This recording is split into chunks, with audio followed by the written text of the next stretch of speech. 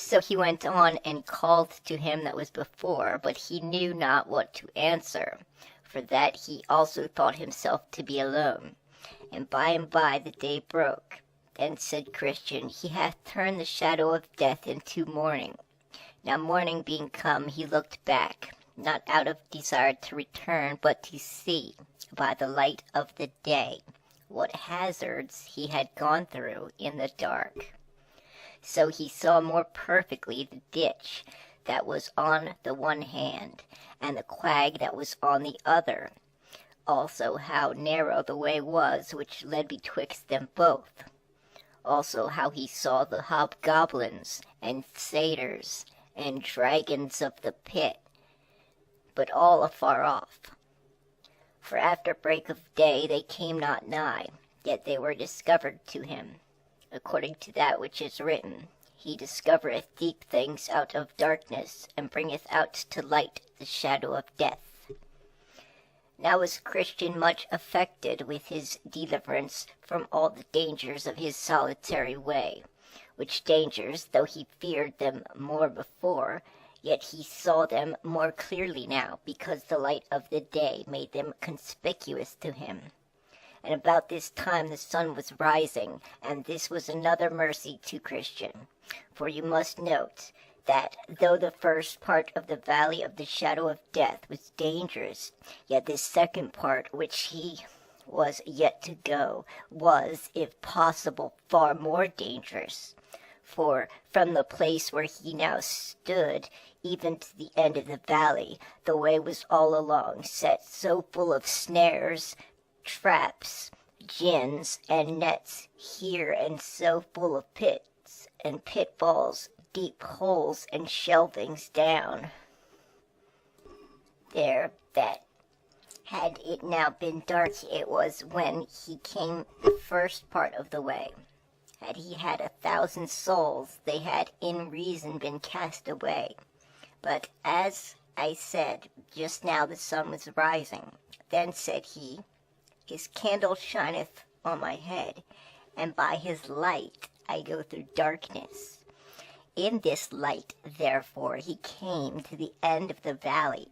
Now I saw in my dream that at the end of the valley lay blood, bones, ashes, and mangled bodies of men, even of pilgrims that had gone this way formerly.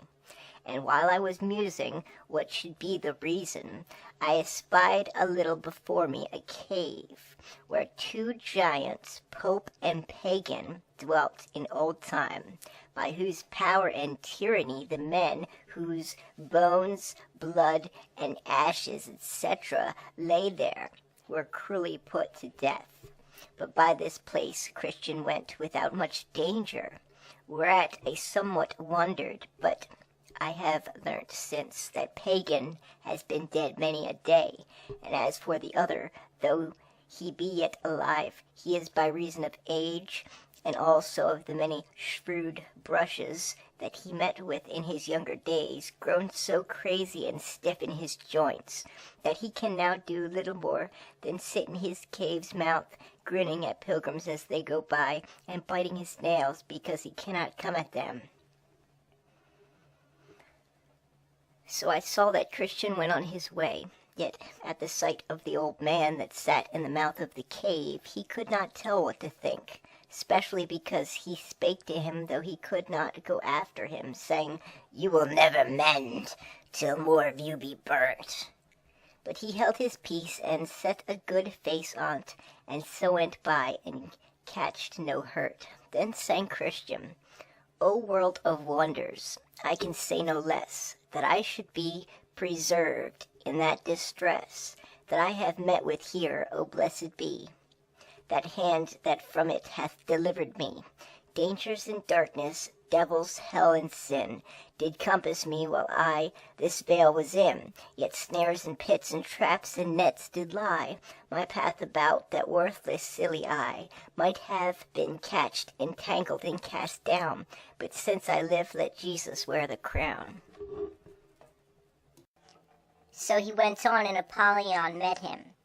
Now the monster was hideous to behold. He was clothed with scales like a fish, and there his pride. He had wings like a dragon, feet like a bear, and out of his belly came fire and smoke, and his mouth was as the mouth of a lion. When he was come up to Christian, he beheld him with a disdainful countenance, and thus began to question with him. Whence come you, and whither are you bound? I am come from the city of destruction, which is the place of all evil, and am going to the city of Zion.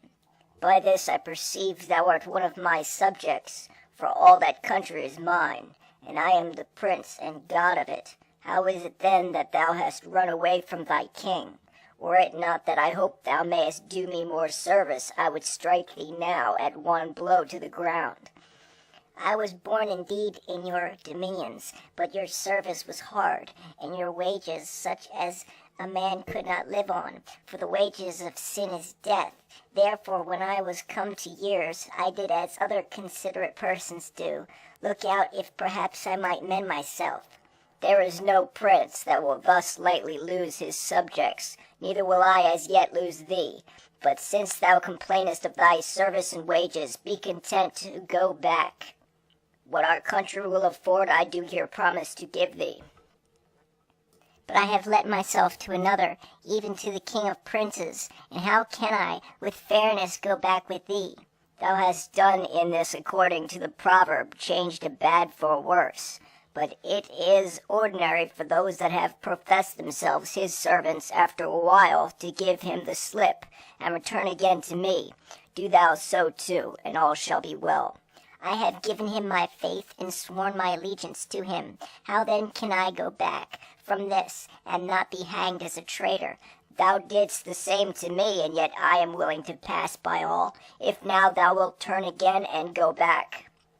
What I promised thee was in my non-age, and besides I count that the prince under whose banner now I stand is able to absolve me, yea, and to pardon also what I did, as to my compliance with thee, and besides, O thou destroying Apollyon, to speak truth, I like his service, his wages, his servants, his government, his company and country better than thine, and therefore leave off to persuade me further. I am his servant, and I will follow him.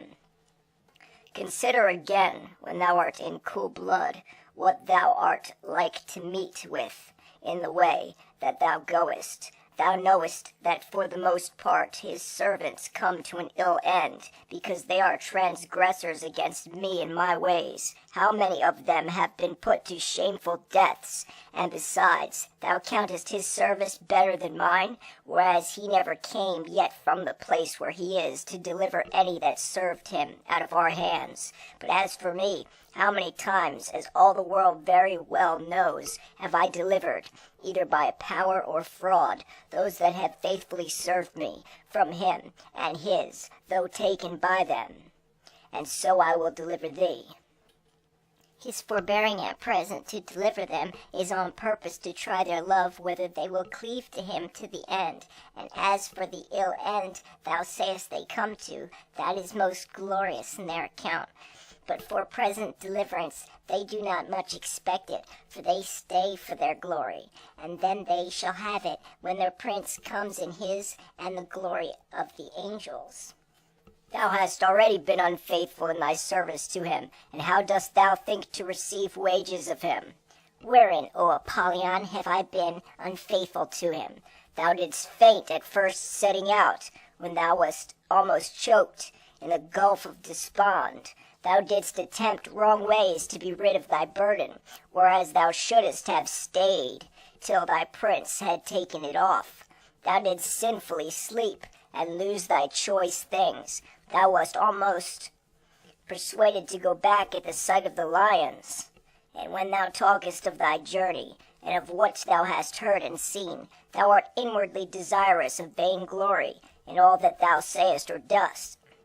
All this is true, and much more, which thou hast left out. But the prince whom I serve and honor is merciful and ready to forgive. But besides, these infirmities possessed me in thy country, for there I sucked them in, and have groaned under them, been sorry for them, and have obtained pardon of my